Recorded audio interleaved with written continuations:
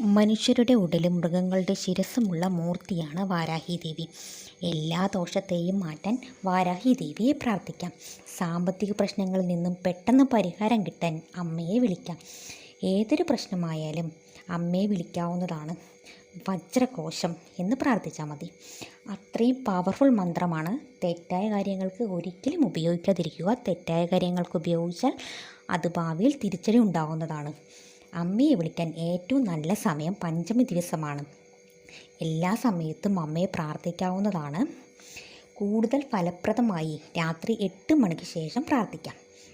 അമ്മയ്ക്ക് ഒരുപാട് മന്ത്രങ്ങളുണ്ട്. ജോലി ചെയ്യുന്ന സമയങ്ങളിലോ യാത്ര ചെയ്യുന്ന സമയങ്ങളിലോ ഏത് സമയത്തും ജപിക്കാൻ പറ്റുന്ന ലളിതമായ ഒരു മന്ത്രമാണ് വജ്രകോശം എന്ന് പറയുന്നത്. വജ്രകോശം വജ്രകോശം